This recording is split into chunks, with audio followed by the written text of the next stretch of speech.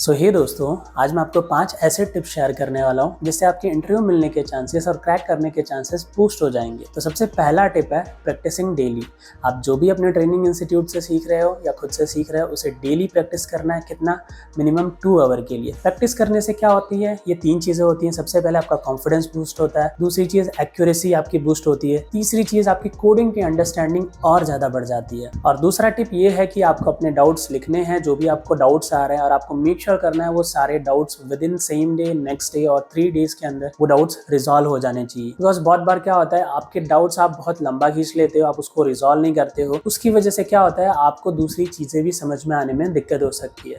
अब doubt resolve करने के 2 तरीके हो गए, या तो अपने ट्रेनर से पूछ लो या तो खुद से रिजॉल्व कर लो। अब ट्रेनर से कैसे पूछ सकते हो? लेट सपोज अगर आज आपके ट्रेनर ने आपको पढ़ाया है तो आप जब उसे प्रैक्टिस करोगे तभी आपको डाउट आएगा, तो सेम डे तो वापस मोस्टली नहीं पूछ सकते। तो नेक्स्ट डे जब सेशन होगा तब उसमें अपना डाउट रेज कर सकते हो, उसका सॉल्यूशन ले सकते हो। या तो अगर आपको सेम डे भी ट्राई करना है तो आप गूगल के थ्रू या इंटरनेट के थ्रू या अपना लॉजिक यूज करके उसे सॉल्व करने का ट्राई कर सकते हो। तो जब भी आपको डाउट आए तो उसे हमेशा 3 या 4 बार खुद से सॉल्व करने का जरूर ट्राई करना, क्योंकि 3 या 4 बार आप मिनिमम अगर खुद से सॉल्व करने का ट्राई करते हो तो आपका डाउट का अंडरस्टैंडिंग और ज्यादा बढ़ जाता है। क्योंकि कभी कभार डाउट्स ऐसे होते हैं जो बहुत सिली होते हैं, तो अगर आप उसे 4-5 बार 3-4 बार प्रैक्टिस करोगे या ट्राई करोगे अटेंड करने का या सॉल्व करने का, तो क्या होगा, आपकी डाउट की अंडरस्टैंडिंग या डाउट का लेवल थोड़ा बड़ा होगा। सिली डाउट्स नहीं आएंगे आप। बाकी डाउट होते हैं वो सिली नहीं होते। अगर आपको कोई भी डाउट है तो आप जरूर पूछें अपने ट्रेनर से। तो अब मैं आपको तीसरा टिप शेयर करता हूं कि क्रिएटिंग योर ऑन सिनेरियो। तो जो भी चीज आप ट्रेनिंग इंस्टीट्यूट में सीख रहे होते हो, ठीक है, तो आपको एक पर्टिकुलर सिनेरियो पे सिखाते हैं। लेट सपोज उन्होंने आपको सिखाया कि मैक्रो कैसे ऑटोमेट करना है, या मैक्रो कैसे क्रिएट करना है, या कैसे इफ कंडीशन देके आप डेटा को या सेक्स वेरिएबल में मेल या फीमेल को फिल्टर कर सकते हो। उन्होंने आपको एक स्पेसिफिक सिनेरियो सिखाया, उन्होंने आपको लॉजिक क्लियर कर दिया कि कंडीशनल स्टेटमेंट कैसे यूज करते हैं, मैक्रो कैसे यूज कर सकते हैं। अब आपको क्या करना है, आपको खुद के सिनेरियो क्रिएट करने हैं। आप खुद का डेटा क्रिएट करो, अब उसमें फिल्टर लगाओ, या आप कोई और डेटा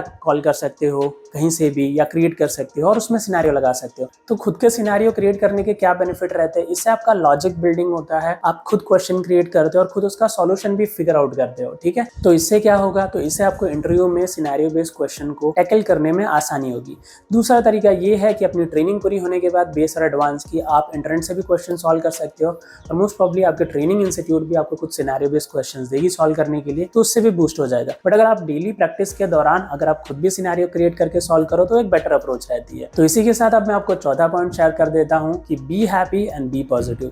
देखो, ट्रेनिंग के दौरान ऐसे बहुत बार आपको ऐसा लगेगा कि मुझे ये चीज नहीं आ रही, या मुझसे ये चीज नहीं हो रही। या ट्रेनिंग के दौरान अगर 10-15 लोग हैं तो उसमें से कोई बहुत अच्छा आंसर कर रहा होगा, परफॉर्म कर रहा होगा, और आपको लगेगा कि ये मुझे क्यों नहीं समझ में आ रहा, मैं क्यों नहीं परफॉर्म कर पा रहा, वो बंदा इतनी जल्दी कैसे कर दे रहा है। या ट्रेनिंग के बाद भी ऐसा बहुत कुछ हो सकता है। तो आपको हमेशा पॉजिटिव रहना है, आपको कभी भी किसी से कंपेयर नहीं करना है किसी भी चीज में। आपको हमेशा अपने लिए ग्रेटफुल रहना है कि मैं जो कर रहा हूँ मैं उसमें अपना बेस्ट ट्राई करूंगा, मैं किसी से कंपेयर नहीं करूंगा। ट्रेनिंग के दौरान ये कॉमन चीज ध्यान रखना, कभी भी किसी से कंपेयर मत करना। जो आपको टास्क मिले उसे डेली करना और अच्छे से करना। So be positive and be happy, ये बहुत ही इंपॉर्टेंट है, क्योंकि ये आपको जो आपका गोल है ना वो अचीव करने में हेल्प करते हैं। क्योंकि कभी भी हमारा माइंड अनस्टेबल कब होता है, वो अपने टास्क से भागता कब है, या तो वो दुखी हो या तो वो लो फील कर रहा हो। जब आप नॉर्मल मूड में होते हो या हैप्पी मूड में होते हो तब आप अपना काम कर रहे होते हो, लेकिन जब आप लो जाते हो, जब आप नेगेटिव फील करते हो या खुश नहीं होते, तब आप अपने पाथ से डिस्ट्रैक्ट हो जाते हो, ठीक है। तो हमेशा आपको कोई भी काम कर रहे हो, सीख रहे हो, तो बी हैप्पी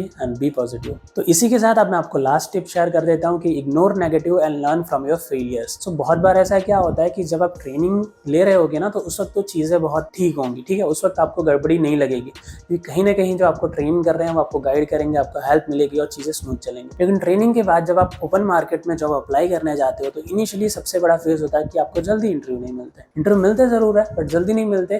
क्यों नहीं मिलते उसके लिए भी मैंने वीडियो बनाई है, उसमें आपकी कोई गलती नहीं होती, बट वो फेज होता है कि मिनिमम टाइम आपको मार्केट में अप्लाई करते हुए स्पेंड करना रहता है। तुरंत के तुरंत इंटरव्यू नहीं मिलते, कभी कभार मिल जाते हैं बट हमेशा नहीं। तो उस दौरान क्या होता है कि हमारे में इनबिल्ट एक नेगेटिविटी बिल्ड होना शुरू हो जाती है, जो हमारे अंदर पहले से रहती है, और इन सिनेरियो को देख के वो बड़ी होना शुरू हो जाती है। उसके बाद क्या होता है कि हमें कुछ फेलियर्स मिलते हैं। लेट सपोज हमने बहुत ट्राई किया और हमें कोई इंटरव्यू मिला, अब वो इंटरव्यू भी हमसे क्रैक नहीं हुआ, और वो इंटरव्यू हमसे क्रैक ना हो तो हमारी नेगेटिविटी और नेक्स्ट लेवल पे पहुंच जाती है। हमें लगता है कि ये क्या हो रहा है हमारे साथ। तो दोस्तों, ये एक बहुत ही नॉर्मल प्रोसेस है, ऐसा कोई भी नहीं है, चाहे मैं हूँ या मेरे कोई स्टूडेंट्स हैं जिनको मैंने पहले पढ़ाया है, या कोई भी जिन्होंने फेलियर्स को ना देखा हो, जो इंटरव्यूज फेल ना हुए हों, जिनको रिजेक्शन ना मिला हो, जिनको डिफिकल्टी ना आई हो। ऐसा कोई भी इस दुनिया में नहीं है। कोई भी स्टार्ट करता है तो उसे पहले इंटरव्यूज जल्दी नहीं मिलते, पहले शायद चीजें समझ में नहीं आती, इंटरव्यूज क्रैक नहीं होते, बहुत सारी अलग अलग तरह की डिफिकल्टी होती है अलग अलग लोगों को। इन शॉर्ट, ह्यूमन की जो भी कमियां होती है ना, जब आप उस रोल की तैयारी कर रहे होते, एक अच्छी चीज की तैयारी कर रहे होते हो, जब इंटरव्यू दे रहे हो, तो सारी कमियां कहीं ना कहीं वो फुलफिल हो जाती है, आप इंप्रूव कर जाते हो। तो जस्ट एक प्रिपरेशन होता है, एक पार्ट होता है। तो आपको कभी भी